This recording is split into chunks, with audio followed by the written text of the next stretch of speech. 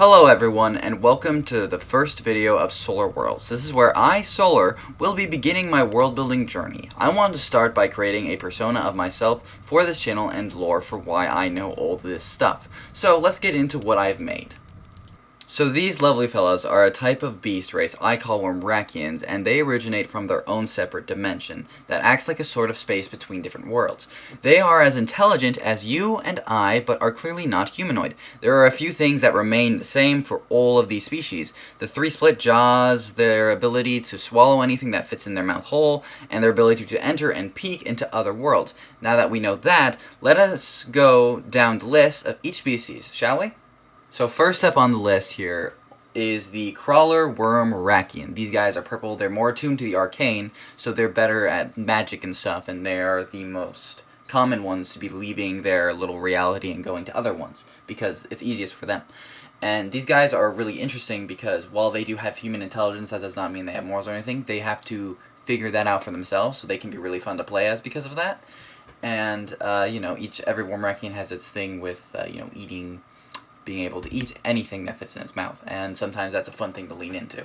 But this guy is capable of crawling on the walls and ceiling like it is the floor. They can essentially just run up the walls and ceiling like if it's not a wall and a ceiling. They can just, and because of that, they're immune to things like rough terrain and stuff, which is really fun. I am making these into D&D races, so if you want to play as them, I guess you'll have to either figure out their stats and stuff from this video. I think I'll give you the basic Wormrakien at the end of this, and then you can use it.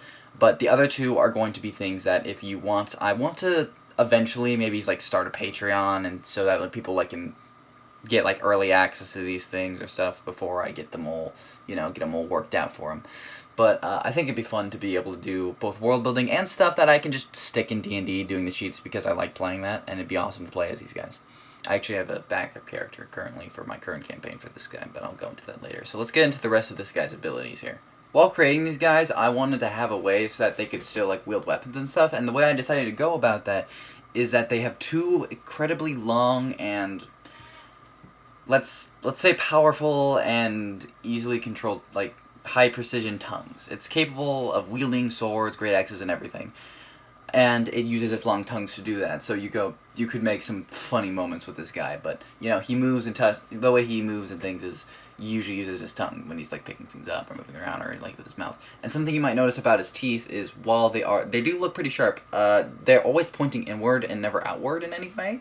That's because these teeth aren't designed in a way to where they're ripping and tearing. It's more of a thing that makes it to where if it tries to escape the mouth, it's going to get stabbed in several places, but if it tries to go forward, it's not going to get any pain. These guys are designed hunters to swallow their food prey. Grab it and swallow it. That's how they live, that's how they hunt, that's how they eat. Everything they eat, they swallow it whole. And talking about swallowing whole, these guys have an interesting thing about their eating that is actually different than all the other Wormrakiens. Let's go into that real quick. So something really unique about these Wormrakiens' eating capabilities is that when a Wormrakien eats something, they usually drool excessively, so that's easier to go in and out, into the stomach and all that. Easier to swallow. But its drool color will change with the color of its acids in its stomach depending on what it's trying to do. You see, when a Wormrakien eats, it doesn't have to digest it, it can just hold it. And a unique thing about this guy is it can also heal. So you can see the different colors here. You get this kind of pinkish color for holding because, well, it's different for each Wormrakien, so I do have this listed on each one. Here we have the healing factor is a greenish sort of color, and that means it's healing whatever it's swallowed and digesting.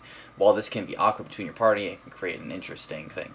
But I just thought it would be a fun little thing to add in that adds some healing capabilities, which you don't get a lot of in D&D unless you're like a cleric or you got some other healing potions. And the yellow is typically your digesting, which while it does kind of look like urine, it's... I noticed that, but honestly, I don't mind. It's alright. I think it's okay. And as you can see, he's got the two-split tongue and everything, and they do enjoy it because, that's how it is. That's just how it is with these things sometimes. So while these creatures aren't humanoids, they are capable of standing on two legs and kind of squishing together a little bit. Kind of like how a cat when you like stretch it out, it's like, my goodness, you're long. But then when you put them down and they kind of squish together, it's like, how? But you know, it's like they're liquid sometimes. You know, like, isn't that weird about cats? Anyways, I'm getting off topic. So these guys can stand on two legs. They can walk around on two legs and do everything on two legs if they want. So that you can still play as a character if you're using this guy who's just walking around on two legs, or if you want, you can go full four-leg animal beast man, or whatever you want with this guy. And I really like it, and it's a fun character that I wanted to do, and I was originally making this for like an alien story I was gonna go for, and I wanted a cool like alien with a three-split jaw and all these abilities. But instead, I decided, heck it, I'm just gonna go with a different dimensional creature that I can use as a race, and it's evolved into this kind of story world building thing that I'm starting here now, which is I think is really cool. Anyway, so that's all I really have for the first Wormrakian. That's everything I have here. And this guy is really interesting to me, and I really want to pull in that sort of beasts. Most of my world building is going to be monster races, beast races, things like this, and other just monsters. I won't be doing a lot of humanoids because, one, because I suck at drawing people. Hands are terrible, as you can probably tell from this. I'm bad at claws too sometimes, but not as bad as I am for hands, and that's why the thing is a shadow and silhouette of a man, not a man drawn, because I suck at it. But that's all I have for this guy, so we can move on to the next one, which is the aquatic Wormrakien. We'll show you that in a second here.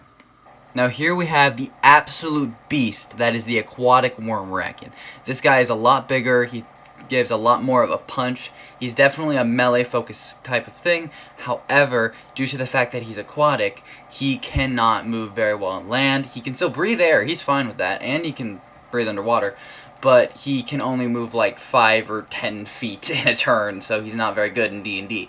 However, he has resistance to cold because he usually lives in ice-cold waters, and is of course immune to acid, just like the other Wormrakien, which I forgot to go into. They are immune to acid because they have abilities that deal with throwing up acid and all that. And just like all the other Wormrakiens, it has that three-split jaw, except, you know, there's the membrane between all the jaws goes all the way out almost, creating a sort of net for its mouth, so it's easier for it to like scoop up things like schools of fish or keep hold on like large things that it might eat. This thing is capable of eating a lot more than the original one because, you know, it's so much bigger, and it's got like this thick blue tongue, you know. As you can tell, this guy also loves to have a full belly. This man is capable of also swallowing things smaller than itself, as long as it's a size down in D&D size, and, you know, big, expanding stomach type thing. But this guy isn't capable of healing, however, he's still capable of digesting and holding, and when he's holding something that's inside his stomach doesn't have to worry about oxygen, even if the guy is submerged underwater. So you're good there. I don't have science behind it. For now, I'm just going to say magic. But anyways, now that we have that sorted out, let's this guy is pretty fun. I like him, but I feel like I could do more with an aquatic thing. This one's definitely like a very special type of character that would be hiding the fact that he is this thing most of the time, but I feel like I'd have a lot of fun with him even if I wasn't technically that the whole time. But here we have, but that's besides the point. The aquatic Wormrakien it's the biggest and definitely the most powerhouse of them all, and it's definitely the one that's throwing the biggest punches. Like, this guy is going to get hurt to be smacked by, and he is going to be quite tanky. And that's what I like about him so much. He's big, he's tanky, he's aquatic, and he's fast underwater. Like, he's not fast on land, but underwater, whoa, he is a speedy guy. Like, he's dangerous, but on land he's really slow, and that's kind of the downside to him.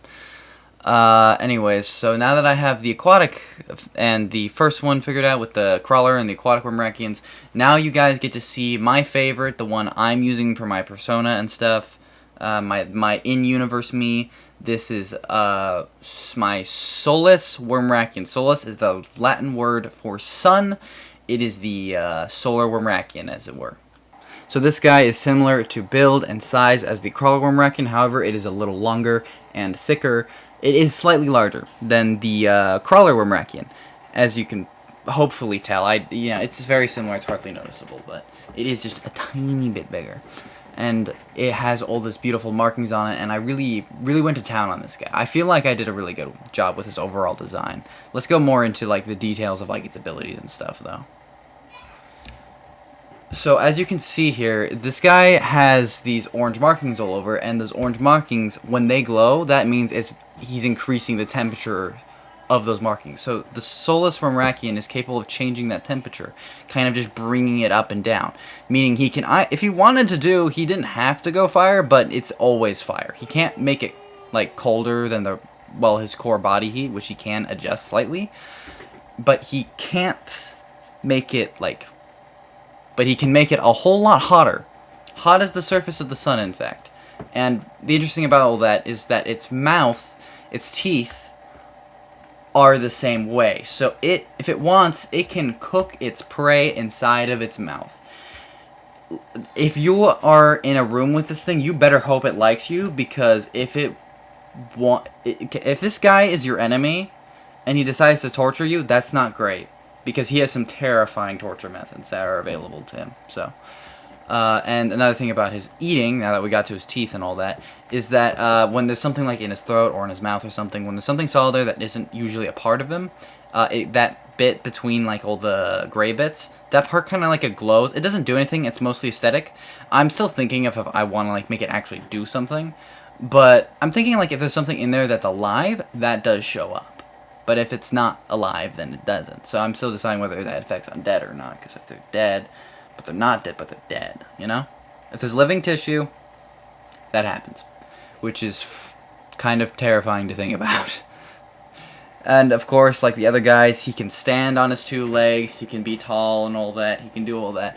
And that's the main thing with this guy, is he is just all about the fire. He's immune to fire. Like, this guy can swim in lava if he wants. He can take up as hot of a bath as you want. I feel like he'd be a fun companion in real life as long as you're chill with him, because if you're any pool can suddenly just become a massive hot tub. Like, he can just heat up. He can just go for a swim, heat up, and he's good. And of course he's immune to acid and fire. That's what he does. But I'm gonna say he's weak to cold. If his internal temperature gets too low, he loses his abilities, or at least they become harder to use. And that's kind of like his main thing. But I think it's a great design. I love him. He feels fun. He's pretty cute. I think it's cute. These guys are really cool. They're not, like I said, they're not technically animals in the same sense as a bear is, because they're sentient. They can talk. They think just like you and I, and they're just as intelligent. They come from a world between worlds. It's really cool. I'll go more into that lore in my next video. I think we're going to end it here. Thank you for watching my first world building video. I'm still thinking about what I want to name this project and stuff, and like the first world I'm going for, because this wasn't really a world. This was, oh, this is me and some things that I can put in literally any world I want. But I do have ideas for set worlds with set stories and stuff that I want to do for canon. And you know, if you guys have any ideas for like future world building or any feedback for these, then that would be awesome. On the art front, this is just my style of drawing. I don't think I'm going to be like improving in any way. I just like how everything I have looks, and this is just how I draw. If I'm going to improve, it's on my own time and on my own works. But I hope you guys really enjoyed this video, and we'll be here for the next one. And you know, if you liked what I have here and you want to see what I'm going to come up with in the future, you can just hit that bell with a like and subscribe, and you know, you'll never miss an upload. Hope to see you again in the future, and I'll see you later. Goodbye. Adios. Ah!